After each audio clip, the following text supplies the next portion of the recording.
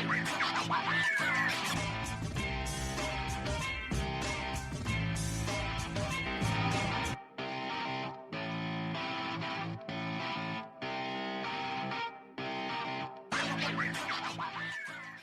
views and opinions expressed in this podcast by the host and or the guest do not necessarily reflect the views of the host and or Paranormal Buzz Radio and or its sponsors. Use of any material produced by Paranormal Buzz Radio without express written consent is prohibited. Paranormal Buzz Radio will not be held responsible for you holding your knees, crying, and rocking in a corner in a puddle of your own urine, or being beheaded by a group of children in a cornfield. In fact, if you come across a group of children in a cornfield, we promise to make fun of you as you run away screaming in terror.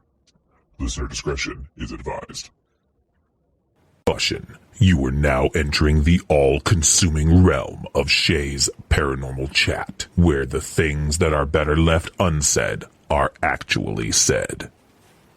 Shut up and sit down.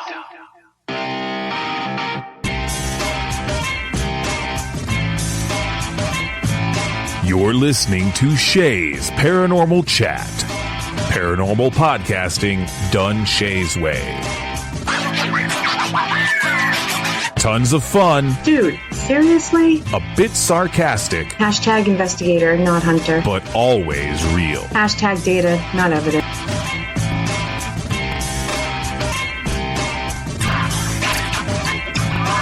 Don't get your panties in a twist. Oh my god, really? This is real, raw conversation.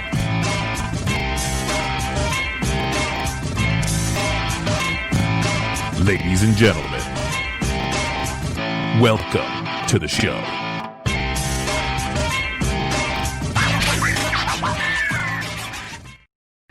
Good evening, everybody. I can't say TGIF because we're not airing this on a Friday, but we can pretend because I am so happy. My next guest I love. Everybody knows that. And it's the one, the only, the amazing Ken Boggle. Well, thank you for having me. Oh, I was so excited. Oh, Me too. it's been a while. Yeah, but we planned this for a minute, didn't we? I mean, we were on Instagram kind of hot. Yeah. So, Yeah. anytime you want to come on, I'll drop almost anything that, Oh, you're too good to me. I said that to you in a thing, too. I was yeah. like, I love being on your show. You're really nice to me. I don't know why, but you are. It's very nice. I think you are an amazing soul. I really do. My attraction to you was never the paranormal, although that's awesome, don't get me wrong. It was who you are. And that's the God's honest truth. Well, I really try hard. I do try. Could you imagine what I'm like if I didn't try hard? Oh, my God. Me too. I'm in the same boat. Yeah, the world would burn. Yeah. Worse. Yep. It'd be worse than it is now. Oh, my God. So true, We though. we have to laugh about it, don't we? I mean, it's just such a train wreck out there. If you don't laugh about it, you'll be one of those people that bitch about it on Facebook 50 times a day. So. Let's not even get started, girl. Yeah. So tonight we're going to be talking about season 2 of Tarot Date with Ken Boggle. Tarot Date with Ken Boggle. Go. Yeah, so we're going to talk about season 2 of Tarot Date with Ken Boggle. I'm stoked. I'm so excited about it. The first season was good. I mean, from like a starting point. Do you know what I mean? I thought it was good. Yeah. Yeah, from a get-go. However, the production of it, not so great. Because Elizabeth and Nick, bless them, worked their butts off as hard as they could, but the internet is so unreliable that everything was always buffering. And I remember in season 1, I was sitting in the car for like 2 hours, and Elizabeth and Nick coming out to the car saying, anytime now. It's going to be like, anytime. Are you okay? Yeah. Yes, I'll be fine. Really, I wasn't. I was totally freaking out. But anyway, season 2, much better. It was all pre-recorded at the Kentucky Castle in Versailles, Kentucky. And it is beautiful. It was wonderful. We have 2 episodes have aired, so we have 7 episodes left, one of which being Grant Wilson's wife, Rihanna. Nice. And and then It's phenomenal. In fact, Elizabeth was telling me that it's really doing very, very well on VidiSpace. But eventually, hopefully, it's going to go to Amazon Prime, and people can watch it there, which would be good. And then she said, from there, quote unquote, who knows? And I'm like, wouldn't that be lovely? That's awesome. Now, when was this recorded? Because there was quite a bit of time in between 1 and 2. Yeah. So I recorded this. I think I recorded it 3 years ago. Wow. But it's not. Everyone keeps telling me it was 2 years ago, but I guess 2020's just felt that long. It really has. Oh my God. Crying out loud. Anyway, so I think it was 2 years ago, and what took so long is that Elizabeth Saint, who is the executive producer of this show, she also edited this show by herself. And she was editing everyone's shows by herself and all the programs by herself. So, she's my really good friend, and I didn't want her to feel like she was pressured, although I kept thinking it was something I had done. I was like, oh my gosh, was it my bald spot? Did I sweat too much? Am I just too fat for TV? Like, did I cuss too much? Like, just what did I do to screw the thing up? And then one day, Elizabeth, I wrote her and said, really, what did I do wrong? And she said, nothing, honey. And we're about to release it. And then that went for like a week, and then boom, it happened. So yeah, 2 years, long time, felt like longer. Hopefully season 3, if that happens, would be a lot faster. That'd be cool. But bless Elizabeth, she's done such a great job. I'm not even mad at her. Well, she's also a busy woman outside of that network. So yes. I know. Yeah, I get it. But I'm the same way. That's the other thing. We have the same type of sense of humor, and we have the same, for lack of a better word, self-esteem issue. Yeah. Like we're so worried about other people, and we make things easy on other people that sometimes we forget ourselves, or we think, oh, should I have done that? Or what happened? What did I do wrong? Type of deal. So I think so many people have that. I think a lot of people have we that. Just vocal about it. Yeah, we're just right. Yeah. And not a lot of people are vocal about it. They sit and they suffer it and all that. So it's good to have a kindred spirit in that, and the fact that we are at least mindful enough to know it's going down and mindful enough to talk about it. Right. Yeah. And I don't mind talking about my crazy as long as it helps somebody else out there. Oh, me too. I'll talk about my craziness in a heartbeat. Oh yeah. Yeah. Because people need to hear it. Everybody acts like it's some big secret or some big horrible thing, and really, the crazier you are, the closer we are as friends, I'd imagine. Yes, exactly. I think so. I really think so. Yeah. You took a step back from the paranormal in between these seasons. So, how nervous were you at the reception of this being released now? I took a lot of time off. I was just really so exhausted, and because everybody has to keep in mind that I had a personal life happening, personal trauma happening, drama and terribleness. But I also had a day job, and I also read for multiple hours every single day. And I was also going to these events. I was also doing things to help my local community and people in my environment.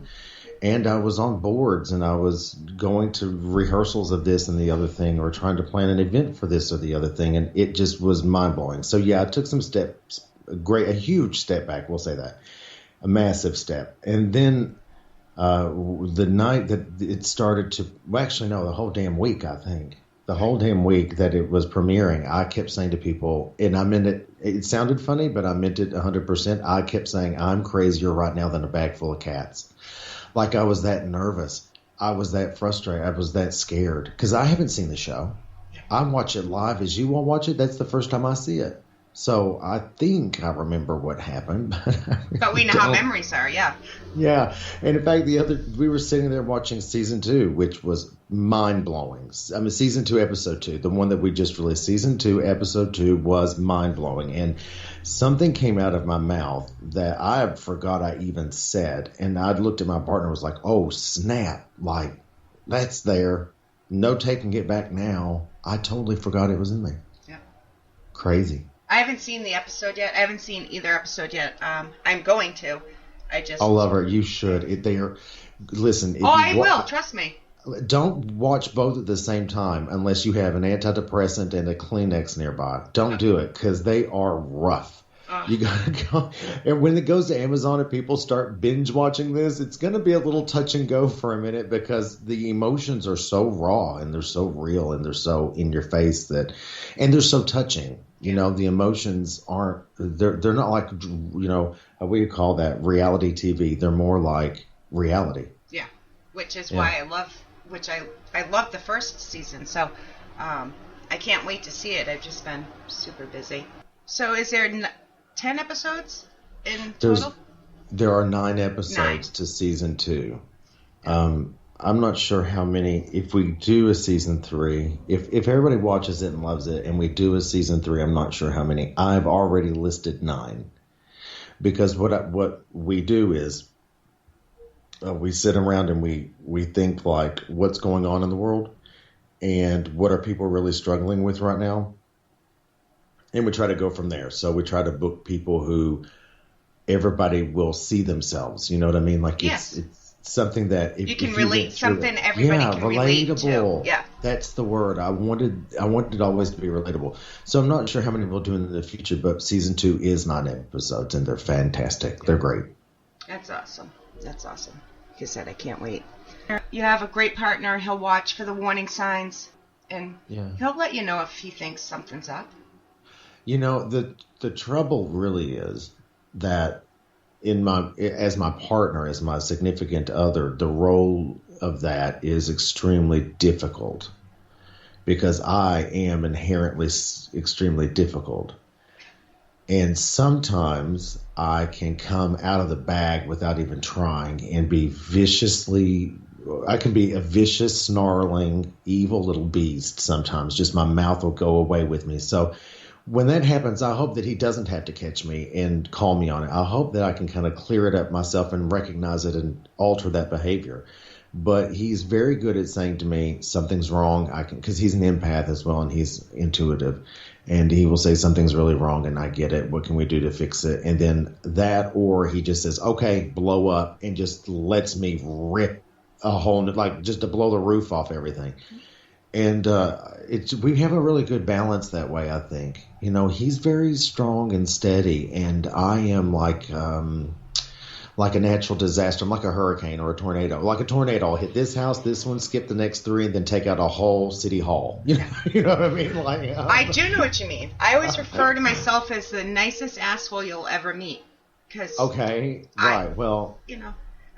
I get hurt or scared or upset, my mouth can, Yeah.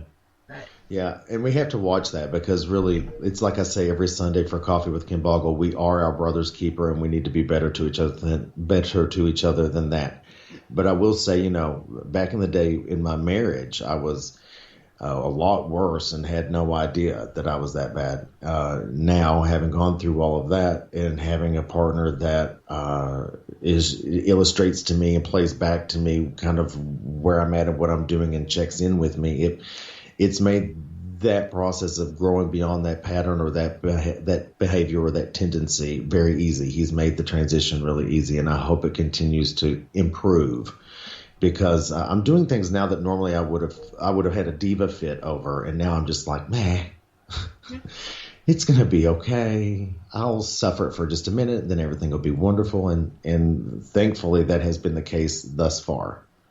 Sadly, sometimes you go through stuff, and there's no stopping. We all have bad things in our life that happen to us, but it's what you learn from it. Don't let these bad things happen in vain. You learn the lessons, like you're saying. So yeah, I find that if you don't learn the lesson, you have to continuously repeat what it takes to learn it, and the circumstances of each attempt to learn it get worse and worse and worse. Yeah, it takes a bigger emotional toll on you each time. Yeah, so I'm going to skip all that, just learn my lesson every single time I can. Yep. I'm just going to skip all the BS and do the best I can. Yep, I hear you. Yeah. Yep. So, I don't think we said when the show airs. It's Friday night at 8 p.m. Eastern on VidiSpace. Yeah, so the way this works, which is a really good point to bring up, and I'm sorry that we didn't tell everybody where it was. So Friday nights at 8 p.m. Eastern Time, they air on VidiSpace. If you're not available at that time, but you have purchased the episode itself, or you will buy the season by itself, or if you have a VidiSpace subscription, you can go back and watch these anytime. So as long as they have aired that Friday night, you can watch them Friday, Saturday, Sunday, Monday, whenever, just absolutely whenever. They're available on demand at vidi.space, which is VIDI.SPACE. And it's available to you. I watch them every Saturday too, just because Friday I'm such a bag of cats. See, there's that expression. Yeah. I'm such a bag of cats on Friday that when I watch them on Saturday, I have a little more of a clear head that allows me to kind of pay attention to the details of it and sort of what to notate in case we do get a season 3 to kind of improve it and make it even more fantastic. Yeah, see? So you're on the ball.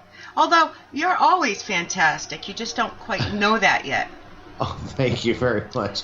I appreciate that. But I can think of about 9 or 10 people who would think the very opposite.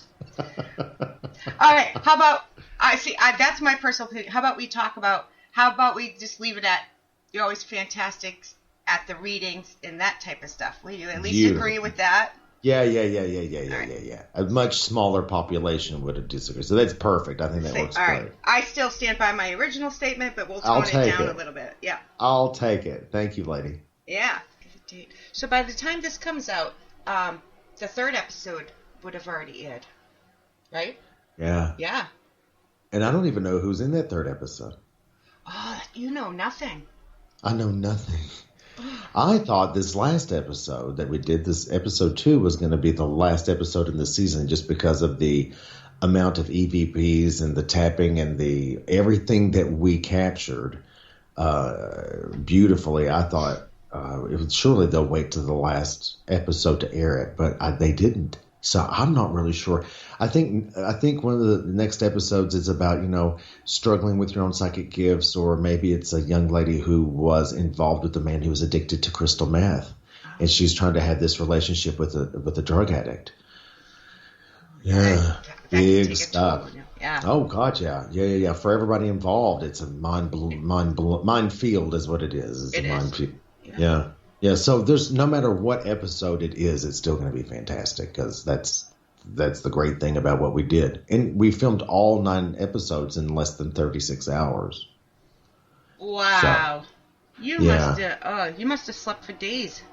Well, I tell you that in between filming, my assistant, Kim Ford Johnson, Mama Kim, everybody knows Mama Kim, we traveled a lot and did a lot of really great videos.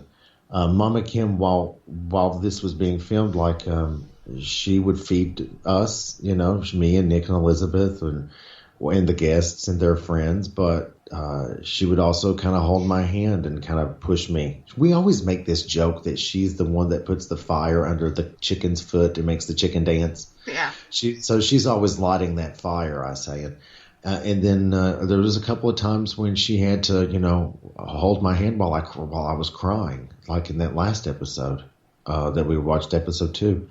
I just sobbed like a baby, and it was the first time I ever cried on camera. Anyway, it takes a huge toll. I think when it was over, when the filming was over, shortly after, my husband at that time decided to tell me that he'd like to have a divorce, and it went really, really downhill from there.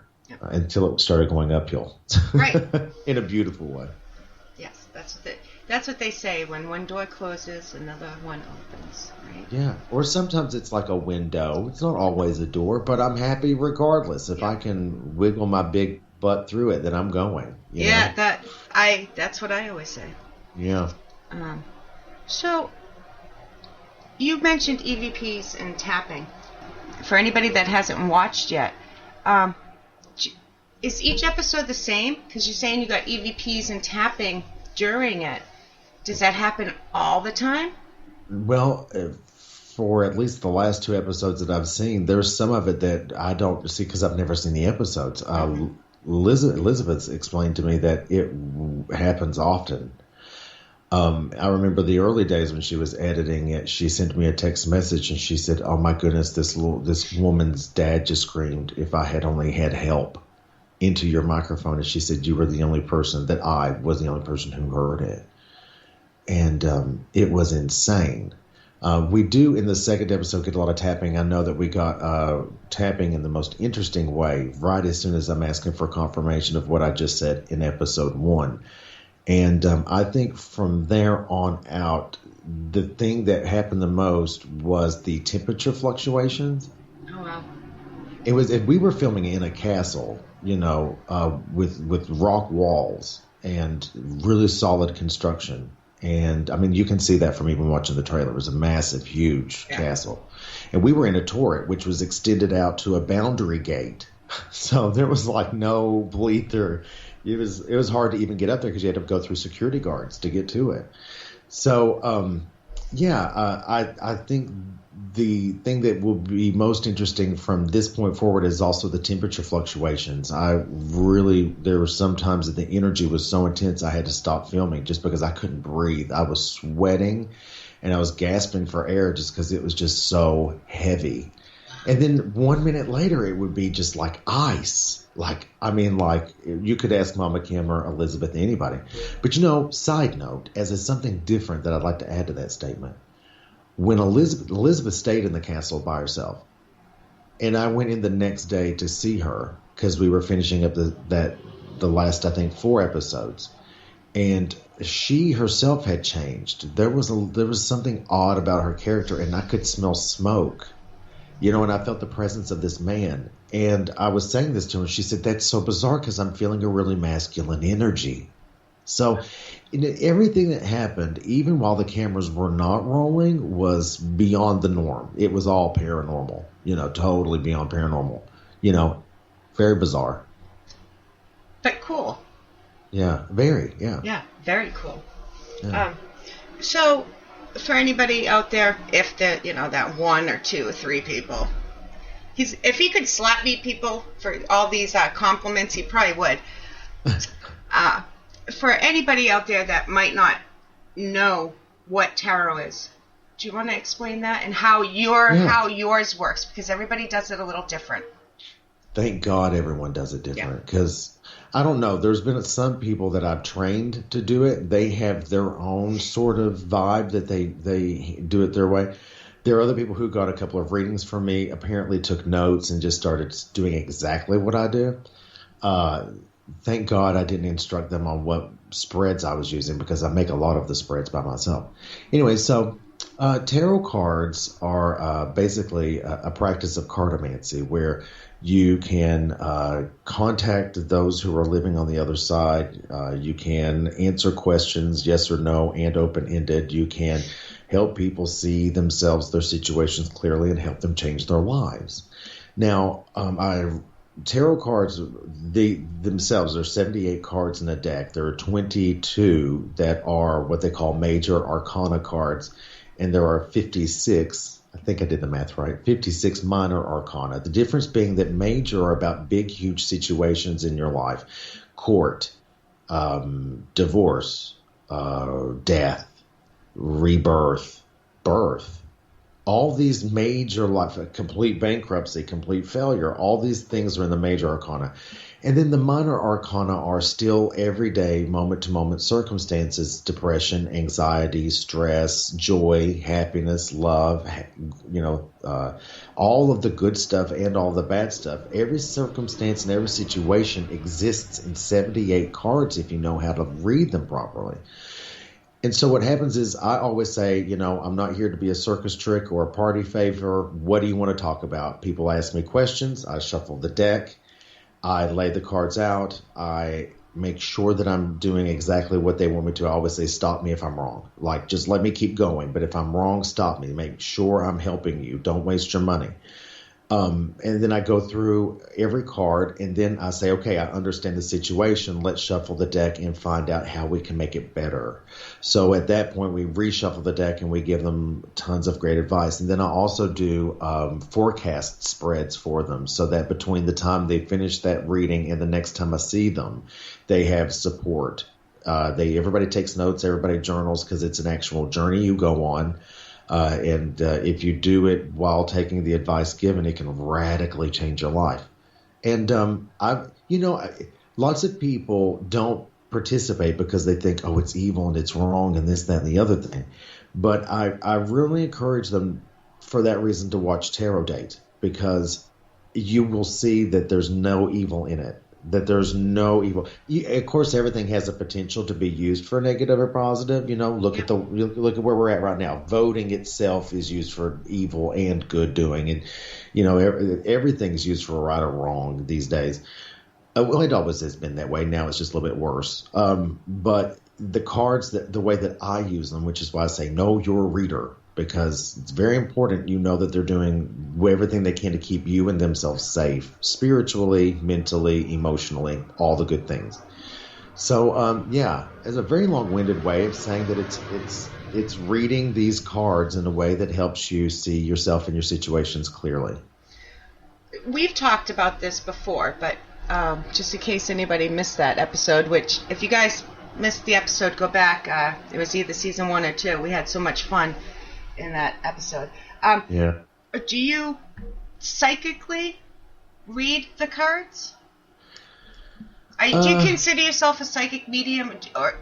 I do, I do. But I use the cards as a checkpoint. Okay. Also, I use the cards because if you're psychically reading them, you'll know which elements apply to the situation, which ones don't. Yeah. And you'll also know exactly how it'll all play out based on what your gut is saying and what my spirit guide is saying, or perhaps what their spirit guide is saying, which is really cool. So, I do that. I consider myself a medium in that I have helped, I don't know how many people how many spirits who have passed away into nirvana or hell. Sometimes people who've gone through wonderful, amazing things, and people who have in the afterlife not gone through so much of the greatness.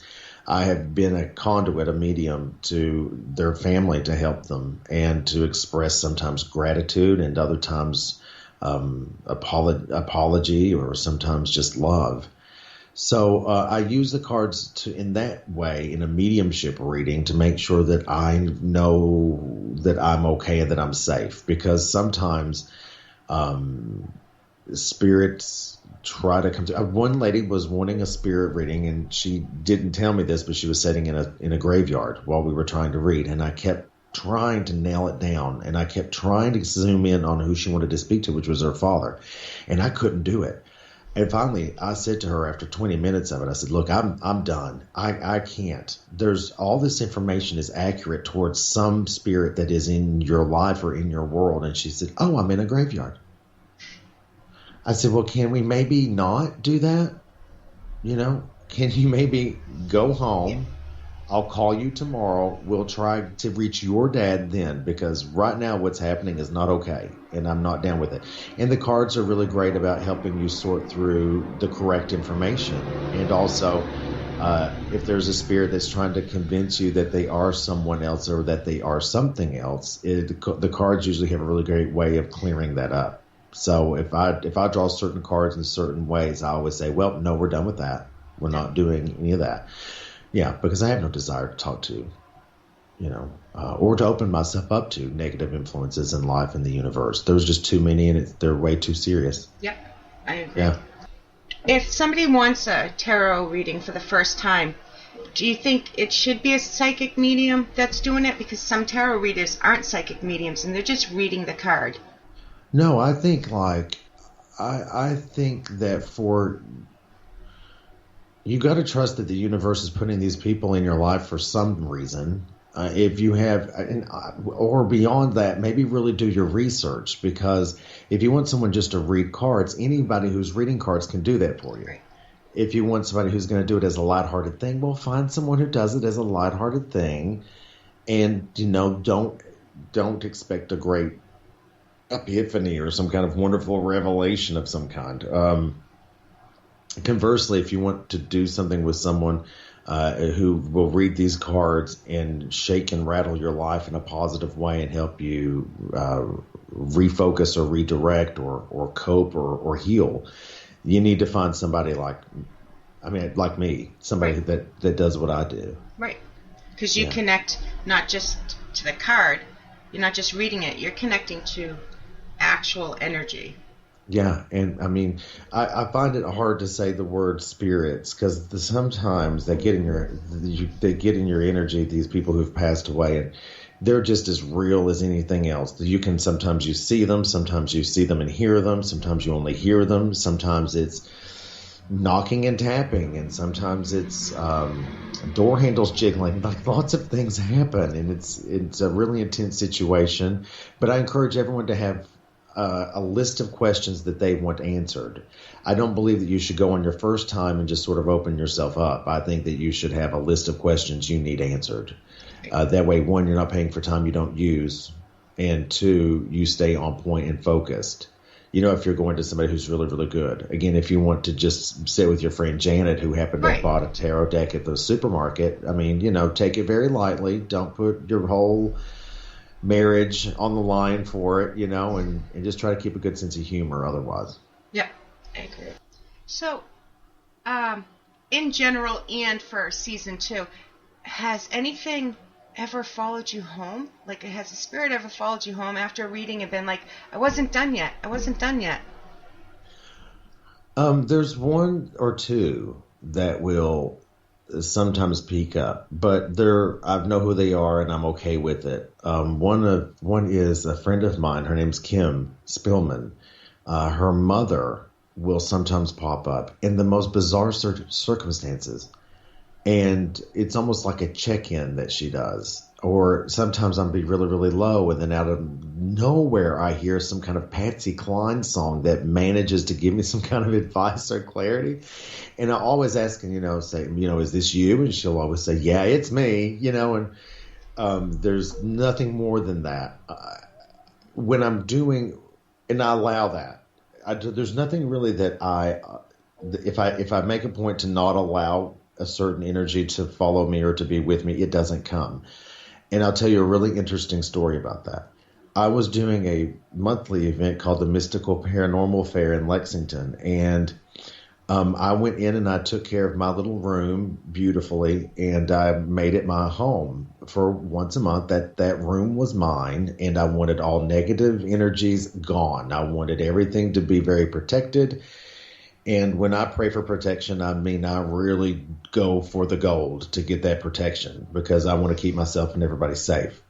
While I was gone one day having gallbladder surgery, a couple of, I will put them quotation marks around that, as some paranormal investigators, and again I use that term loosely, went into the room because they're like, oh, I bet Ken Boggle's booth has some fantastic energy in it. I bet Ken Boggle's booth's great. They went in there and they caught a voice saying, get out. Get out. And it is simply because when I pray for protection, I'm saying keep all ridiculousness out of my way because I don't have the energy to entertain it and try to do good work. So not a whole lot gets to me. Also, when I was younger, I had a horrific experience. I had a couple of horrific experiences that made me understand how important it was to not carry things like that with you. Now, as we were saying earlier, I carry the weight of if your heart is broken. I carry the weight of if you're starving. I carry the weight of if you're going through some kind of loss of a loved one. I keep with me because although I try to break free of it, I still think, I want to check in on people. I want to make sure they're okay. I don't mind taking a little bit of their burden sometimes. Just so they can feel better. And I then release it. But no, not has there ever been a situation since I was 16 years old where something got a hold of me that I didn't particularly care for. It was at 16 that I had the first really scary something's here and it really should not be situation. And I don't know if I've ever told you that story. I think I've only told it once in an interview before, but it was intense. No, I don't think I've heard it, so... Yeah. Was it something you had to learn how to do? Or did you just know how to do? Or did you have to set out to learn? Well, my grandmother helped me tremendously in that. And I was sort of doing it before she taught me how. I think at this point I was like 7, almost 8 years old. And we had moved into this house that's haunted. And it's horribly haunted. I mean, everybody who's lived in that house has either died in it, got thrown out of it, physically fought in it. no amount of money would ever stay in the house. It was always leaking from like a sieve from all over the different directions. It was terrible.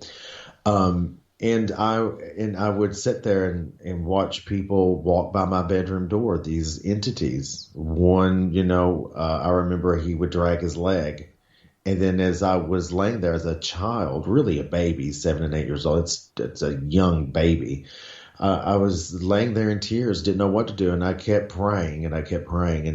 And I sort of imagined this white light all over me, and I sort of pushed it beyond me and beyond my bed to encapsulate me in a great big bubble of white light. And then I would do my evening prayers, and I would try to fall asleep just before I said amen. If only I could keep God with me long enough for me to say amen in the sleep, I was happy. I was explaining that to my grandmother as she was talking to me about how to use my gift, and she said, well, that's exactly what you have to do. You have got to, she said it just like this, you have to ask the white light of the Holy Spirit to surround you, and you have to ask this protective force to surround you.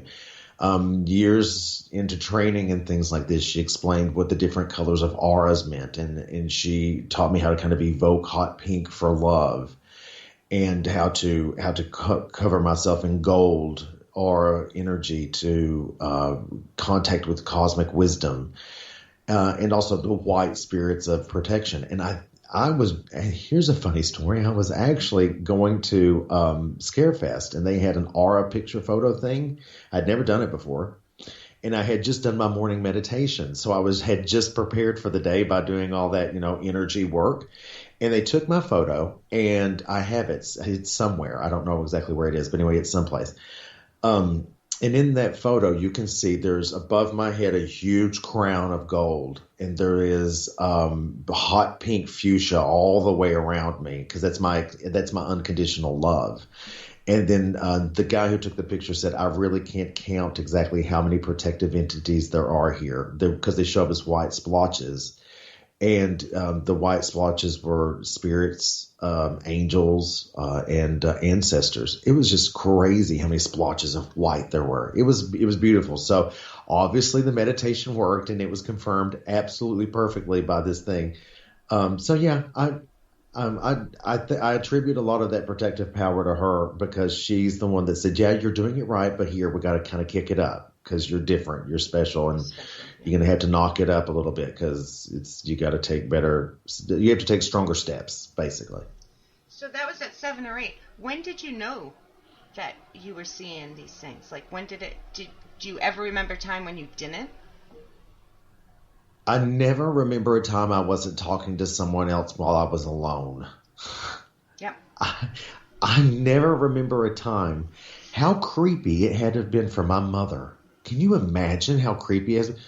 I mean, that's bizarre behavior. I would sit and I would talk, and it wasn't like just talking. I was having intense conversations. I remember one time she said I climbed up out of the bed in my stone cold sleep, and I was reaching toward the ceiling, and I was talking to what was reaching down to me. And she put me right back in bed and said, okay, now we're going to pray a little bit, and we'll go back to sleep and all these things. So, no, I don't remember a time that I wasn't different. I don't remember a time at all. But that's the first time anybody's ever asked me that question, Boo. Like, that's the first time. I think it's important, because I don't want people, or I don't know how to word it, but this has been a lifelong journey. You're not somebody that just started up. And, this has been a lifelong journey of learning, and a lifelong journey of hard work. So absolutely, a lot hard lessons. Yeah.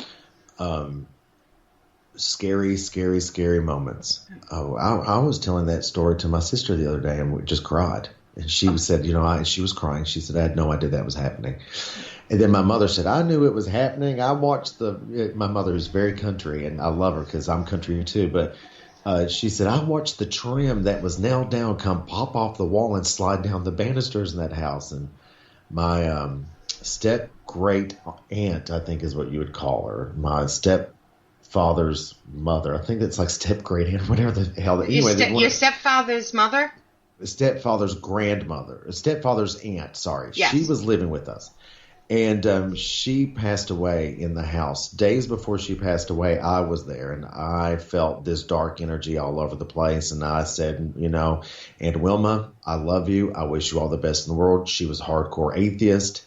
I said, I will pray for you, and I hope nothing but comfort, peace, and rest for you. And shortly after I left the room, when I left the room, I felt the negative energy, and shortly after that, I felt the disconnect between me and the energy, so I could breathe, and it was all okay. But my sister was telling me that she walked in later that evening, and she said to Aunt Wilma, are you okay? And she said, no, you've got to get that shadow out of here. And she called it by name. I don't know what the name was, but she said he's all in black, and he's come to get me, and I do not want to go with him. So did she call it the Grim Reaper, or did she call it a different name? She called it by some name. I think I don't remember exactly what the name was, and I'd have to ask my sister about it, or my mother. But my stepdad's mother, yes, she knew. She knew it was horrible. And my mother, as a side note, she also experienced things in the house like that, and terrible, awful things that had happened. So yeah, my childhood was covered with little circumstances like that just weren't like everybody else's childhood. So it's not just like something that we popped up and decided to open shop. It was that, the whole family even shared dreams. And we'd be miles and miles apart from each other in various different areas, and we would share the same dream. My sisters and I, my two sisters and myself. Now you mentioned your grandmother has abilities. Yeah, she's no longer with us, bless her. Oh. But so a lot of people would read coffee grounds and that they would drink a cup of coffee back in the day, and there would be coffee grounds or tea leaves. They read them and things like that. My grandmother didn't. My grandmother would crack an egg in a glass half full of water. I love the story. Sorry. Candle. Yeah. No, and that's what she would do. And then in the mornings, around 4 o'clock in the morning, she'd pop out of bed and she'd make a pot of coffee for the day. And then she'd take the filter out, lay it down on top of a newspaper so that the grounds fell out. She'd smear it, and she'd sit over top of it and just read through the coffee grounds, read through whatever information was there for her. And it was, she would say, this is going to happen, this is going to happen, and that's going to happen. And then she'd wad it all up, throw it in the trash, smoke the rest of it, just smoke her cigarettes, get up and make biscuits and gravy. Granny didn't play. She had no time for foolishness. But, yeah, she was extremely gifted. And one day, which is the day I realized that my father really, really wasn't going to be happy if he ever found out that Granny was helping me. She was saying that she was reading horoscopes in the National Enquirer, and she read something very disturbing one day in one of the horoscopes that she was reading, and she said that this great hand put itself in front of the page, and she couldn't see beyond the hand, which she was just telling the story like there was a great big hand that covered the whole page, and I couldn't see through it, and I couldn't see around it, and so now I'm just not reading that anymore. And my father then buzzed, what a devil-worshipping rag of trash that is, and you'll burn in hell. Don't talk about that in front of these babies. Nobody wants to hear your craziness. And well, I mean, he was a horrible man. Thank God that he's no longer around, but he's still alive. But I don't have to deal with him, so thank God for big blessings. And Granny was terrified of him. We were all scared of him. He was verbally and physically abusive, and so we kept it very quiet from that point forward. But yeah, Granny. If it wasn't for her, I certainly wouldn't be Ken Boggle right now. I remember you spoke very highly of her. She's amazing. And she was kind of your mentor. Is that the right word? Yeah, and she's a huge part of my personality. We all sort of nature or nurture, and she nurtured me quite a bit in my youth, and into my early adult age, she radically changed. What would you say? She. I took a lot of who I am from her, and I miss her every day. It's good that she nurtured you because, like you spoke of your father, you didn't learn things from your dad because you're a good person, so thank God for your grandmother. Yeah, and the tarot helped me quite a bit dealing with my father. The tarot helped me quite a bit in that I could recognize who he was through cards better than I could recognize who he was face to face. And for that, it made it easier for me to know how to deal with him or know how to kind of survive a situation. I remember psychically hearing in the back of my head, the day that he found out I was gay, and he told me he was going to beat the gay out of me. That's not exactly the words he used, but I'm trying to keep it clean. I immediately heard my spirit guide in the back of my head say, "Shut your mouth. Don't say another word. You have got to get through today." And he came back into a room and he said, he had spoke to God, and God told him that he needed to beat me and to beat the gay out of me. And he said, "I'm going to go back into my room and ask God to change his mind so that so I don't have to do this." And my spirit guide said, "You're in trouble. You're in trouble." And thankfully, he came back in and he said, "We're going to go ahead and eat," which he forced me to Big Mac. To this day, I hate Big Macs. And I slept in the clothes I had that day, and I woke up the next day, and my spirit guide said, "Play pretty, go to school. When you get to school, get a lawyer, call child services. You have got to be an adult, and you got to do it right now." I was 15. And so Child Protective Services and all that got involved, and I was shortly thereafter voluntarily emancipated, and I grew up, from that point for 15 years old. I was on my own. Job, school, car, learned my partner at that time. His name was Josh. He taught me how to drive, got me my first tattoo, and it was all because of listening to that gut intuition, that spirit guide saying, this is how you're going to have to play it with him because he's a psychopath, So yeah, those kinds of experiences are bountiful in my history. Yeah. Yeah. It not only saved you, but that part of you makes you who you are. Yeah, absolutely. Can you imagine if you didn't have a spirit guide at that point? Your life could be totally different. Yeah, no, I really do. I think like had I not been blessed in this way, I would have made a lot more mistakes. I think that being blessed in this way made me able to communicate with people by reading them as I'm communicating with them, and not just in the way that human beings naturally do, because we're always checking each other's inflections and movements and social cues. But on a deeper energetic level, this allowed me to become a great teacher. It allowed me to, as I have students that see me for psychic development, it made me a great teacher, and that I used to do seminars, and I'm going to start doing that again. I have one coming up on October 3rd with Odyssey Paranormal that I'm doing online. And then also it made me a great a friend, a wonderful friend. And I'm able to speak with my girlfriends and my buddies in a way that's really meaningful and deep, because not only do I hear their issue, I'm feeling their issue, and I'm seeing what I need to do to help them through it, And that's what I mean right there. You just summed up why I always call you an amazing soul, because you're not just talking the talk. You actually feel what you say. You know what I mean? You're not faking it. This is you're real. You are 100% real. It's my life, know. That's just the way my life is, and that's okay. Maybe your life isn't the same as mine, and that's all right too. So back to the shared dreams. Did you say it was your sister and your mother that you guys shared the dreams? So I have my sister Elizabeth, who lives in Arizona. We have the same father, different mother. Okay, so I don't know that she ever uses a spiritual gift. I don't know how she feels about it. Elizabeth and I rarely talk, which is a really big bummer to me. However, my sister Raylan and my sister Mary Helen, all three of us have shared visions. We all three of us shared dreams. We all three of us experienced a shadow person at the same time in different areas. We actually, one day, my sisters and I were sitting in the living room, and we were living in the house I was just telling you about, this horrible house. And my mother's doppelganger came down the hallway, turned on the bathroom light, turned on the bathroom vent, shut the door. And we all watched it happen, all three of us. And We got up hoping that she would eventually come out because we thought she'd missed work so we could go to the pool that day.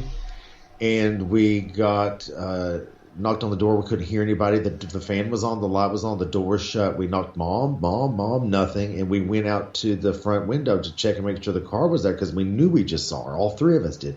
Car was gone. She was at work. She had never went down that hallway, but we knew that we could tell you exactly what she had in her hands as she was shutting the door and coming down the hallway. We knew everything. It was a very bizarre thing, but it's the perfect example about how the three of us kids, although we look nothing alike, we share some really interesting psychic gifts. All three of us do. Do you think it's hereditary? Or do you just think it's chance at all? No, I think it's a hereditary trait. I think it's hereditary because I don't know if science has proved this yet, but I don't really care. I don't care because I feel it like this is accurate. I think that the brain of an intuitive person is somewhat structurally different. It's structurally different. I think that the what do you say that the structure of the brain is somewhat altered than what we'll call a quote normal non-intuitive brain, which that doesn't exist anyway. I think that then further development, training, meditation alters the structure of the brain even further.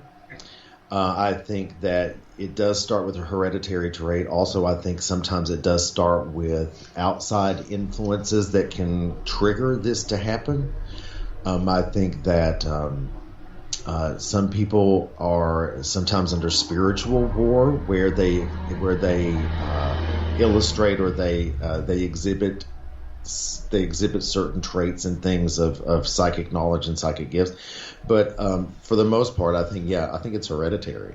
Yeah. Back to the different brain thing, how it works, made me think of, you know who Tyler Henry is? The Hollywood medium. Yeah. Little blonde kid. Yeah. Cute. Very cute kid. Yeah. I saw Dr. Drew Paninsky, I think is his last name, actually did a brain scan of him before and during when he was reading or whatever, and and even Dr. Drew, who was skeptical, was like, this definitely showed up different. Yeah, different areas of the brain fire as opposed to when you're not using it. That's what I was trying to say, yes. And a lot of people say, oh, well, it doesn't exist. It just doesn't exist. And, you can't get feelings about things that aren't there. Nothing's there. And I always say to them, have you ever been in a room in the dark and knew someone else was in the room with you when the lights came on or something else happened, or that you walked into your house and you knew someone else was in there? Things happen to the human body. The hair raises up. You begin to panic. You begin to sweat. Your heart rate increases, or some people have bodily functions, in those times. It's because we have been evolved to grow up back way back when we were all in the bush trying to survive from actual bears and lions and all the things that human beings had to kind of go through in our development towards society, that we all had that special intuition because it's what kept us alive. It was a consciousness that it defines us. Animals express it. Animals know you're a bad person from the get-go. Yep. They know from the get-go. I think some families it's a inherited trait that just flows through them. It's how their genetics are made up. I think that anybody is intuitive enough to read tarot cards. I think anybody's intuitive enough, if they develop it with a proper structured and a proper mentor, they can live their lives as a functioning psychic and help not only themselves but the people around them. I think it's obviously a genetic thing, but I think it is definitely altered. You can alter it, structure it, and develop it. So you think everybody has a little bit of it? Absolutely. And they just they can build on it. Yeah, either they develop it or they don't. Yeah. Now, what's bizarre is that you have a lot of heterosexual men that they're the number one skeptic. They're the number one skeptic, and that's okay. We need skeptics. That way we can continuously fight to prove life after death even better. We need those skeptics. Thank you. We appreciate you. but they are some of the most intuitive people I know. These people who say, "Oh, it doesn't exist," they are some of the most intuitive people I know. It's bizarre. Yep. How can you have this much secret knowledge and this much clarity and this much vision and not have any idea that that's what you're doing? And they say, "Oh, well, it just came out of my gut." Well, then that gut's your psychic knowledge or your spirit guide talking, you know? So, yeah, I think everybody's got some lick of it. Some lick is what my granny would say. You got a lick of it. Yeah, I think, because, again, I'm not a psychic, I'm not a medium in any way, but intuitive, I think that's different than a psychic. Because we've all been there when you think of somebody and the phone rings and it's them calling. Or you go to walk down a street and you just get that bad feeling and something happens. Or, you know, so I think intuitiveness, is that the word? Is that intuition, yeah. Is a little bit different than that. So that's why I always like picking your brain on this. Like, is it everybody and is it, how do I word this right? If you had grown up with just your father, say, right, and you didn't have the outside help to learn how to do things, do you think this would have went away? Do you think you think it would have always been there, just not as when it might not be as far? Yeah, absolutely. I totally do, because I think that this was my destiny. Okay, so I don't know if destiny is the word. I think maybe fate. Okay. Fate. This was my fate. That because it's not all good. There's a lot of bad that goes with doing what I do and having to live with what you have to live with. You know, I just said that a million examples just went through my head, but had I only had him, I would probably be in a mental hospital, because I would have hated myself for not only being gay, I would have hated myself for also having a psychic gift, and I would have judged myself and shamed myself that I probably would have fallen into some kind of a possession or at least an oppression state spiritually. Because I think that shame and self-hatred are the seeds that negative influences and demonic forces use to plant their seed of depression and oppression and possession. I think in their manifestation and all these things, I think that those are the seeds of it. So I think I either would have been I think I would have been in a mental hospital if I had only lived with my father. I certainly would have made it to the actual hospital, because he'd have beat me to death, you know, because I just exhibited way too many of these traits, way too many. Right. And it was always going to come out one way or the other. So it would have been a much harder road, much harder. Right. I guess that was the wrong example to use, but, you know, bringing up your father. But, no, but it's okay. It's because that's why I talk so freely about it, is because there are people who are listening or will listen or will watch one of these interviews that I do, and they say, "Oh my God, that's my dad," you know, or they're a kid and they say, "Oh, thank God someone else lived through it, so now I know how to get through it. Let me suffer so you don't have to." I'm down with that. Me too. That's fine. I always, if I help, like we said a little while ago, if it helps one person, why not talk about it more? Amen. Absolutely. You know, because somebody could be listening that is ready to give up. And we're here telling them there is a light at the end of the tunnel. Not that tunnel, people. There's good about to happen. Just hang on a little bit longer. Yeah, it will come. Yep. Absolutely. So yeah, I'm glad you're close enough to me that you can ask me those kinds of questions, because I appreciate it. Let's help people who are maybe going through something or have already been through it and don't know how to bring closure to it. I love that idea. Well, Ken, thank you very much for coming on. I really appreciate you coming on, taking the time, discussing this stuff with me, and just you as a person. Oh, thank you for having me. I love you. You know that, though. I do. I said to you when I said, okay, look, in private DM message, I'm going to tell the people what we were really saying to each other. I said, hey, look, I want to start doing some podcasts again. You've always been so kind to me. And I follow every one of those accounts. Buzz, Paranormal Radio. Yep. I'm following every one of those accounts. I like every single one that you ever post, because I believe in what you're doing and I believe in you as a person. And all the topics that you bring up, some of them I'm like, oh, snap, that's going to be a good one. Or, oh, I can't forget to listen to that. Or, you know, or, oh, what great imagery, because the memes are beautiful. So, thank you. You're welcome. So yeah, I'm really knocked out that you could have me here. anytime that I'm going to do something big, I hope that we can get together and do that. Anytime. Any Beautiful. single time. Thank you. No, thank you. I love, you make me feel good. You really do. You make me feel good. Thanks. Before I forget to ask, you want to tell people where they can find you, your social media? Oh, yeah. Because I'm not doing a website anymore. I'm not paying someone to go through my emails anymore and find people that want read. What I'm doing now is, if you want a reading, go to facebook.com/Ken Boggle.